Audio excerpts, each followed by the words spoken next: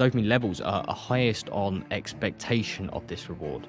And specifically, they're highest at the point just before consumption of the reward. Any activity that taps into the dopamine system is highly sensitive to reward-induced neuroplasticity, which is just the rewiring of neural networks. We seem to have the capacity to self-dose dopamine rewards in very subjective ways. And I guess this is not surprising given the flexibility of our prefrontal cortex in modifying behaviors, and also the numerous connections it forms with other regions. So those practical steps are really the fundamentals when looking to optimize baseline levels of dopamine. And what's useful here is that many of these things can essentially be performed in the morning, and so really putting you in good stead for the day.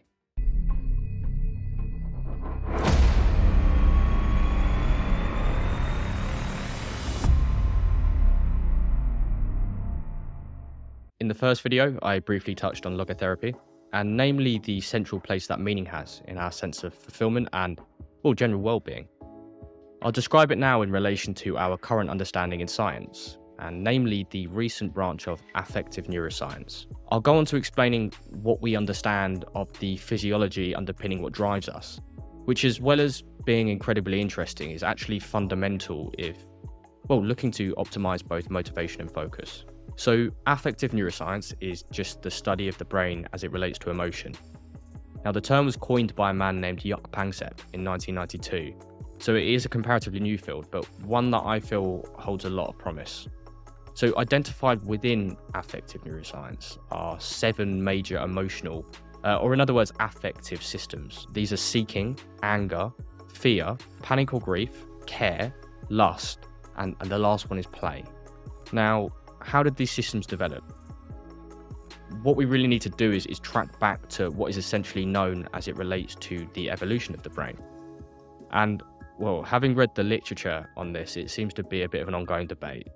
But the major theories that are kind of widely accepted in regards to the comparatively large size of the human brain, and when I say this, I'm specifically referring to the thickness of the neocortex and the surface area of the human brain, all relate to some kind of metabolic trade-off. Now, in order for the brain to have grown, other organs, namely the gut, had to shrink. And the energy that would have typically gone to those organs were redirected to the brain. This is thought to have coincided with the advent of fire, whereby the soft, cooked foods we now eat are obviously much easier to digest than the tough, raw ones. And it was the expansion of what we now call the neocortex that occurred. But even at this stage, there were at least 6 other human subspecies that occupied the planet. Obviously, well-known examples, Neanderthals, but there were others, such as Homo floresiensis in Indonesia. Anyway, the use of tools, fire, language, these were all shared amongst all humans. Now, something happened in our cognitive abilities roughly 100,000 plus years ago, which began to enable us to get the upper hand. It was likely a chance mutation, but regardless, what resulted was a much more comprehensive and subtle articulation of the spoken word, and an increasing ability to cooperate with other sapiens, mainly as a consequence of being able to share detailed abstractions, for instance, religions, but really any kind of shared belief that can be spread amongst a huge amount of people. But up until roughly 10,000 years ago, we weren't alone. We are now. And the exact reason as to what drove the other species into extinction isn't known. The kinder theories revolve around our triumph in the competition for resources, kind of what's happening now. The harder theories to swallow relate to a mass genocide. It's most likely to be a bit of a combination of the two. But I mean, that was a brief background into the more recent development of the structure we call the human brain. Now, it's the limbic system, alongside the connection it forms with the neocortex, that is the main concern of this video. The reason is because it's the source of, the 7 emotional systems. So there is an interesting debate on how emotions arise, but the evidence that the primary source of emotions lies in the subcortical structures and their surrounding connections, I feel is just much more convincing than that supporting the behavioural theories. But regardless, the limbic system is just a collection of structures responsible for much of what we subjectively experience. So i.e. the kind of emotional content of our experience. I mentioned the 7 emotional systems, but the one I'll focus on today is the seeking system. Now, this has everything to do with curiosity, productivity, really kind of our sense of purpose and our innate desire to explore. From an evolutionary standpoint, our seeking system is what incentivized us to find food, to look for shelter, or even to reproduce. Motivation at that point was really a matter of survival. Now, our environment has changed, but our brains haven't. And this particular system remains fundamental to both our cognitive and emotional development. There are a number of structures implemented in the activation of this system, but the one main currency that they all exchange is the neurotransmitter dopamine. Now, it's the release of this that contributes to our feelings of engagement, our excitement as we pursue goals, and also when we pursue the cognitive interests that really bring positive existential meaning into our lives. The reason I started with this system, well, for one, it has everything to do with why the pursuit of meaning seems to be so important to all of us. But also it's because it's currently seen as the central system to our functioning. It's the substrate for all other emotional processes. And without it, our capacity to experience the positive emotions associated with the other affective systems, well, they're compromised. To the point where it was Panksepp that stated himself that without the seeking system, your mental life is so compromised that you cannot live happily. So there have actually been numerous experiments, including brain stimulation reward, done on humans in the 60s and 70s. And the participants were given a choice in these experiments to lever press. And in lever pressing, they activated certain regions of their brain. And they constantly chose the regions that they reported elicited a feeling of anticipation, but they couldn't really quite describe what they were anticipating. And this was actually chosen above the stimulation of all the other states in the experiment. And these states included states of sexual arousal and even satiation. Now, this is hardly surprising, given the real world experience that I'm sure we all have. In the limited amount of time that we feel fulfillment after an accomplishment, before just getting up to do the next thing. So it's clear here that dopamine is just extremely important, not only in our sense of purpose or our kind of meaning or motivational drive, but it really underpins a lot of what governs the choices we make. And to also add, any system that taps into the dopamine system, I should say actually any activity that taps into the dopamine system, is highly sensitive to reward-induced neuroplasticity, which is just the rewiring of neural networks. And mounting evidence is now showing that with elevated levels of dopamine, much fewer learning sessions are required for a permanent shift in the neurology of the individual. Now, in the next video, I'll go on to explain in more detail the temporal relationship that dopamine has in relation to pursuing and receiving reward. But suffice to say, for the most part, it's highest on anticipation of the activity, specifically just before.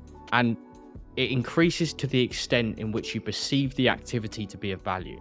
And so when approaching something that you perceive to be a meaningful goal, the anticipation you feel as a consequence, this anticipation, it puts you in a neurochemical state that facilitates the acquisition of neural networks that are beneficial to the task that's being performed at the time. So in other words, growth and flourishing is further accelerated by engaging in activities that are meaningful to you. What's commonly seen in people who are suffering with depression is a constant lack of the activation of this system. So the gold standard drug treatment for depression as it stands are SSRIs. So that just stands for selective serotonin reuptake inhibitors for people who don't know.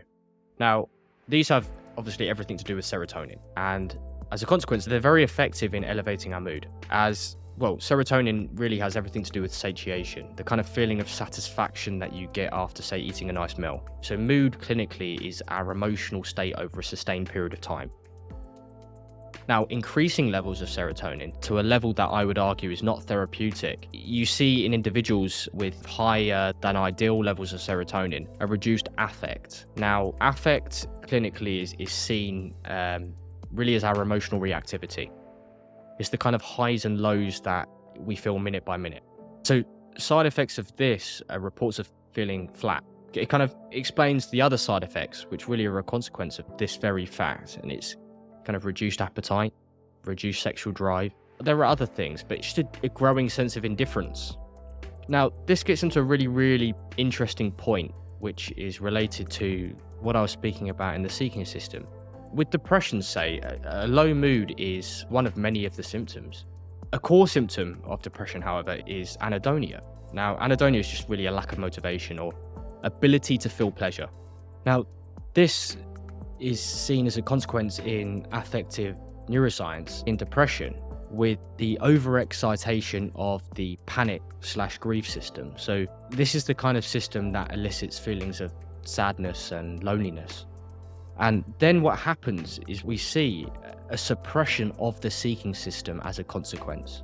With all that being said, in sum, really, the initiation of depression cascade, it could be due to a number of different causes, but the suppression of our seeking system and the dopamine deficiency that is seen as a consequence of this is the thing that nails the coffin. So obviously I've spoken about kind of chronically low levels of dopamine. Elevated dopamine levels also give rise to a wealth of concerns. So where we see in low mood anhedonia, like a lack of a sense of meaning seen in depression, with chronically elevated levels, what you see here is a kind of mania or even psychotic delusions. In these episodes, often individuals, the behavior becomes erratic, it's unstable and it's impulsive. And what is commonly associated, if not most of the time, is a sense of paranoia. The paranoia associated is linked directly to the fact that meaning is seen in everything, which is ultimately what paranoia is. It's excess meaning making. It's kind of a confirmation bias in which you need to join the dots. The amazing thing about all of this, though, is that as humans, we possess the ability to modify our behavior and literally over time change our habitual responses, which can often be the cause of so much suffering. Now, this has everything to do with the prefrontal cortex and the connections it forms to the limbic system. The next part of this video will be on how to engage the seeking system and optimize baseline levels of dopamine. I'll be offering tools which aid to increase motivation, focus, and drive. This was originally going to be a separate upload, but for clarity, I've decided to join together the theory just covered and the practical steps coming up into this one video, really to serve as a comprehensive manual that covers everything. The next part will be split into 4 steps. It will mainly consist of what is understood from both a scientific and psychological perspective, with the 4th step being a condensed constellation of the behavioural tools that we can all implement. Tools that are growing in popularity thanks to the prominent figures, really dating back from Arvid Carlson and then the more recent Robert Sapolsky and Andrew Huberman. As I now speak about engaging the seeking system, to avoid the confusion that comes when speaking of discrete brain structures, I'll instead speak of it as it relates to the release of dopamine. So the first point, dopamine is at its highest on anticipation of reward. It's called the seeking system as opposed to the reward system because it's exactly that. It's the state of seeking to satisfy, but it isn't the state of satisfaction itself. We see that with expected rewards, the dopamine levels are highest on expectation of this reward. And specifically, they're highest at the point just before consumption of the reward. And then what happens is it drops the minute the reward is delivered. And that's assuming that the reward was, as good as expected. In actual fact, the times where the reward does not meet expectations, the dopamine levels actually drop below baseline levels. It's most commonly seen in addictions, actually, where somebody builds a tolerance to the effects of an expected reward, which then causes the reward to feel disappointing. And what happens then is the dopamine levels actually decrease below baseline levels, which then prompts the individual to feel as if they need to consume again. Social media plays on this exact mechanism. The flip side of these cases, where the reward was greater than expected, in these situations, there is a further increase of dopamine on receipt of the reward before it then falls. The take-home lesson here is really that when incentivized to partake in an activity, that the levels of dopamine and really indeed the pleasure we get are actually highest during the pursuit of the reward or goal. and rarely on receipt of it. I guess it's just further emphasizing the importance of enjoying the process, as opposed to, I guess, subscribing to the false illusion that everything will be better on the other side. So the second point is the importance of completing small tasks. For lack of a better word, micro goals. So the act of engaging and completing a routine, an apparent small task. Now, these small tasks may seem trivial, but they can have a bigger effect than you think. We often become really preoccupied by the grand tasks ahead of us. A lot of the time, it's kind of the first thing that we think of in the morning. But in doing so, we start to neglect the smaller ones. Why they are important for us is for this reason, really. It's in pursuit of a goal, dopamine gets released in order to keep you motivated. That's the reason for it. Now, after the release of dopamine, norepinephrine is then released. And this is to serve as a fuel for the effort needed in performing the action. And it's a physiological fuel as opposed to a psychological one. And now our brain has the ability to predict, casting future projections. And so when striving towards a goal without a reward for too long, what happens is the dopamine levels no longer rise and the energizing norepinephrine is no longer supplied. The importance of, therefore, completing small tasks is more important than you think. It's the closing of the reward loop, secreting dopamine, which then allows for the further supply of norepinephrine.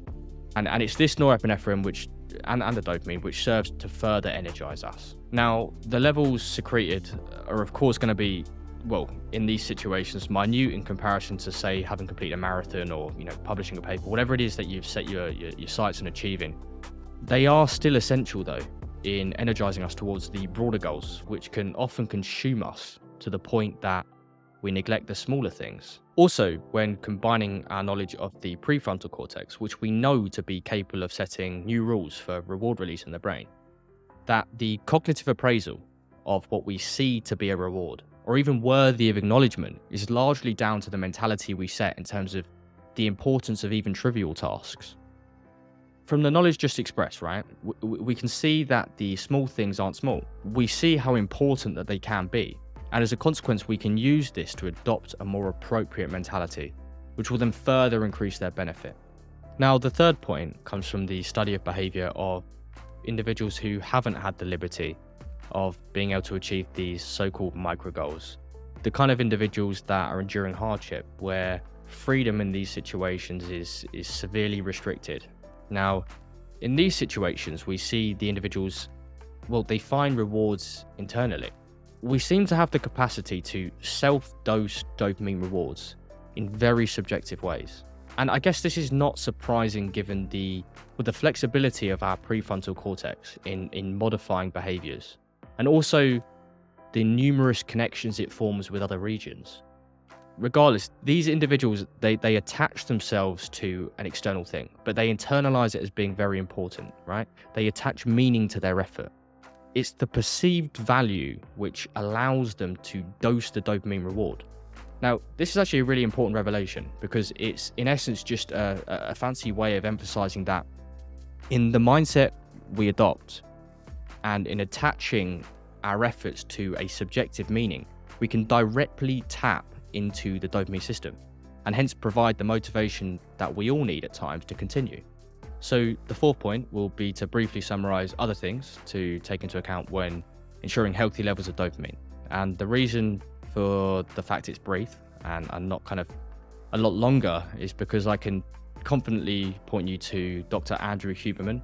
Yeah, he comprehensively elaborates on its optimization, and he does this really, really well. But yeah, the guy's a beast, so his videos are at least 2 hours a lot of the time. But for now, I'll include a brief overview of the practical steps.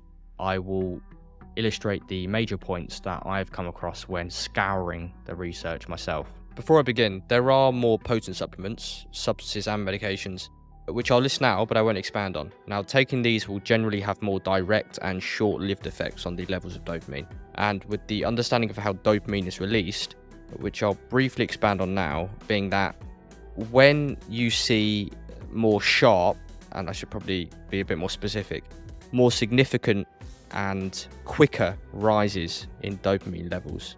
After this particular spike, we generally see a trough in levels of dopamine for an extended period of time. after ingestion, although not in all circumstances, really depending on the individual, the indication, and also the doses taken. Now, these substances are, but not limited to, Ritalin, Adderall, modafinil, armodafinil, norepinephrine dopamine reuptake inhibitors, Micronutrients, L-Dopa, and the recreational substances being that of cocaine, methamphetamine, and the amphetamines.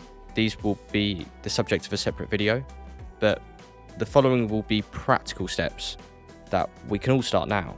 So 1, reduce the chances of deficiencies.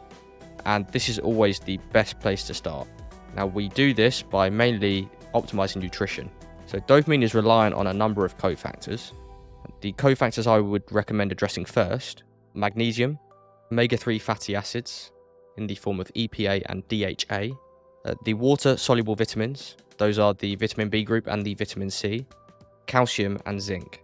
Now, I would address these first mainly because these are micronutrients that really have a solid amount of evidence pointing to their general positive effects on cognitive function, and also that it's not uncommon to have marginal deficiencies in one or more of these. The optimization of these micronutrients can be via diet or supplements, it really is your choice. Now, the last micronutrient that I want to highlight is the precursor to the synthesis of dopamine, which is L-tyrosine. Now, L-tyrosine is an amino acid, so it can be found in certain foods, but again, it's also available to purchase as a supplement. Now, in safe doses, this has proven effective in increasing baseline levels of dopamine. An additional point that's probably worth noting is that it's even more effective when used in combination with a source of choline, so like alpha-GPC, which again can be bought as a supplement.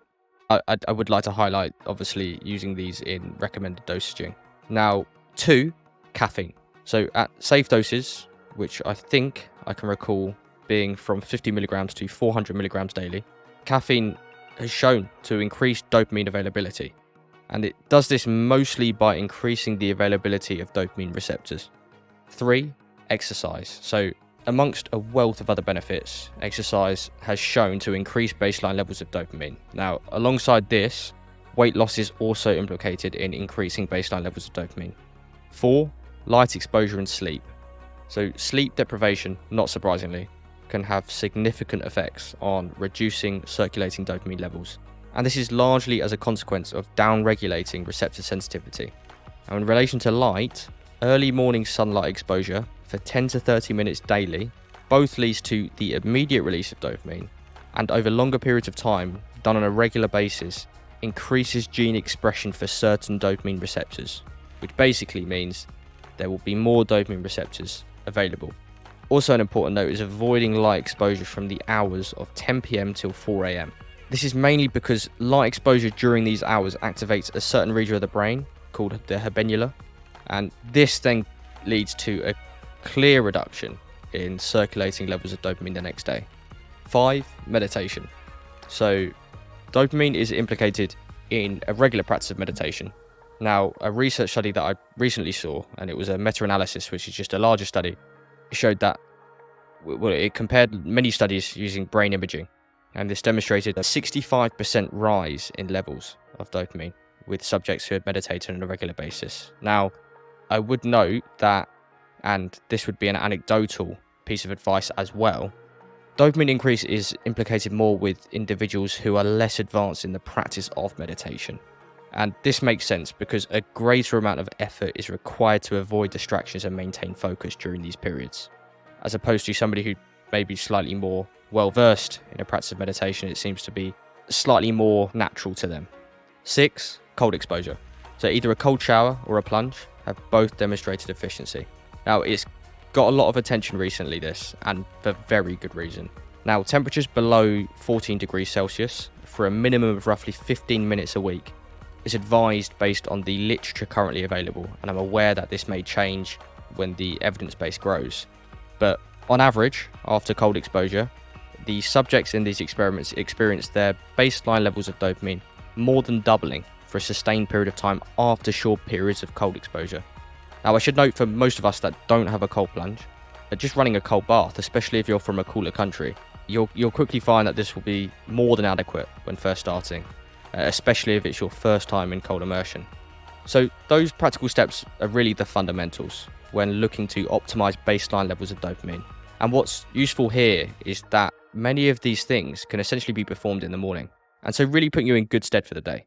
So just to conclude here really with an important point in regards to the kind of topics I've spoken about.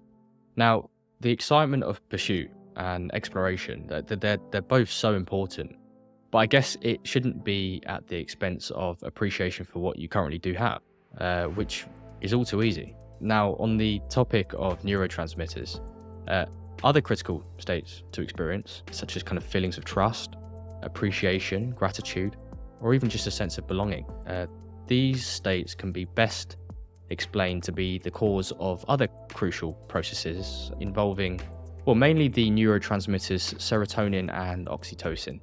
Now, these allow us to derive satisfaction from things that don't lie in the future and things that are not external to us, but instead allow us to derive satisfaction from our internal state in the present moment. The kind that don't prompt us to go and do anything, but instead just feel joy for what is. And, it goes without saying, it's important to cultivate both reward mechanisms. And in doing so, we can pursue goals, but also derive satisfaction and appreciation for what we already have.